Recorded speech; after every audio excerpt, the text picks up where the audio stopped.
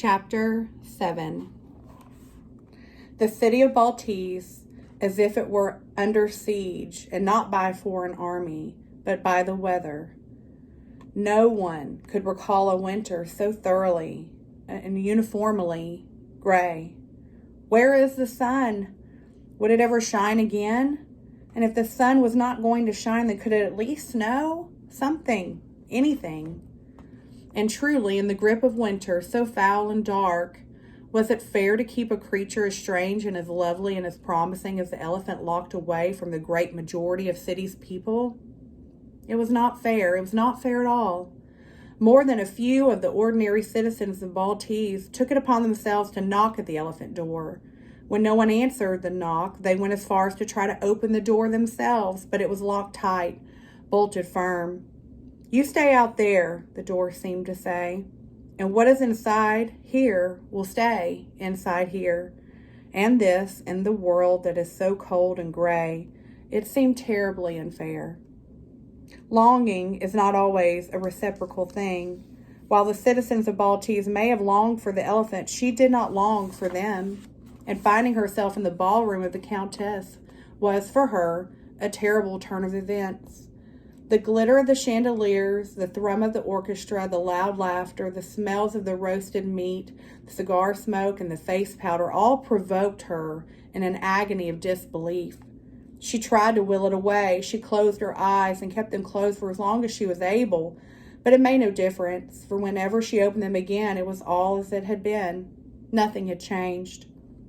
The elephant felt a terrible pain in her chest. It was hard for her to breathe. The world seemed so small.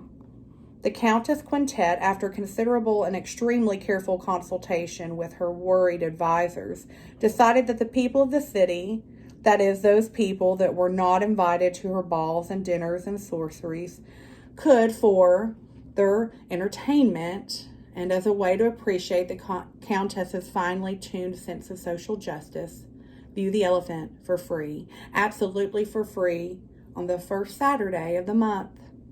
The Countess had posters and leaflets printed up and distributed them throughout the city, and Leo Mateen, walking home from the police station, stopped to read how he too, thanks to the largeness of the Countess, could see the amazing wonder that was her elephant.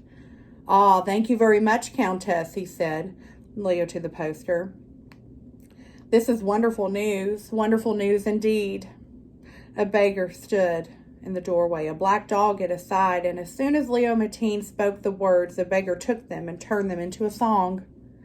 "This is a wonderful news," sang the beggar, "wonderful news indeed." Leo Mateen smiled. "Yes," he said, "wonderful news. I know a young boy who wants quite desperately to see the elephant.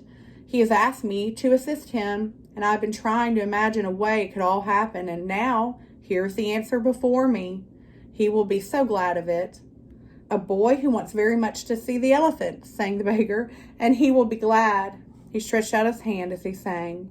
Leo Mateen put a coin in the beggar's hand and bowed before him, and then continued on his walk home, moving more quickly now, whistling the song the beggar had sung and thinking, what if the Countess Quintet becomes weary of the novelty of owning a elephant? What then? What if the elephant remembers that she is a creature of the wild and acts accordingly? What then? When Leo came at the last apartments of the Balinese, he heard the creak of the attic, the window being opened. He looked up. He saw Peter's hopeful face staring down at him. "Please," said Peter. "Leo Mateen, have you figured out a way for the Countess to receive me?" "Peter," he said, "little cuckoo bird of the attic world, you were just the person I wanted to see, but wait. Where's your hat?" "My hat?" said Peter. "Yes, I have brought you some excellent news, and it seems to me that you would want to have your hat upon your head in order to hear it properly." "One moment," said Peter. He disappeared from the window, came back again, his hat firmly on his head. "And now, then, you are officially attired and ready to receive the happy news of which I, Leo Mateen, am the proud bearer." Leo cleared his throat.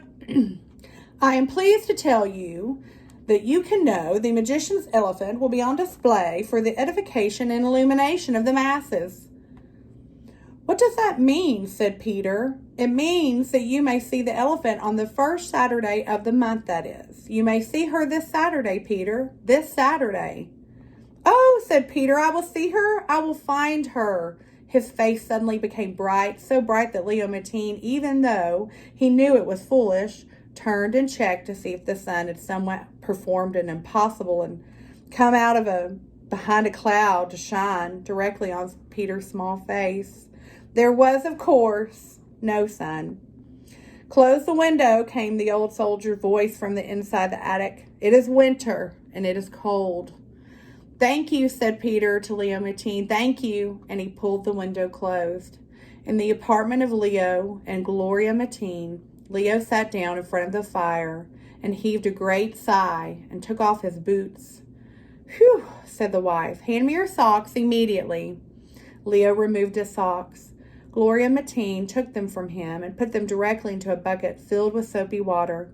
Without me, she said, you would have no friends at all, because no one would be able to bear the smell of your feet. I do not want to surprise you, said Leo Mateen, but as a matter of fact, I keep my boots on in public places, and there is no need then for anyone to smell my socks or feet. Gloria came up behind Leo and put her hands on his shoulders. She bent and kissed the top of his head. What are you thinking? She said. I'm imagining Peter, said Leo Mateen, and how happy he was to learn that he could see the elephant for himself. His face lit up in a way that I'd never seen. It was wrong about that boy, said Gloria. She sighed. He is kept a prisoner up there by that man, whatever he is called. He is called Lutz, said Leo. His name is Vinyl Lutz. All day is nothing but drilling and marching and more marching. I hear them, you know. It is a terrible sound, terrible. Leo Mateen shook his head. It is a terrible thing altogether. He is a gentle boy, not really cut out for soldiering, I don't think.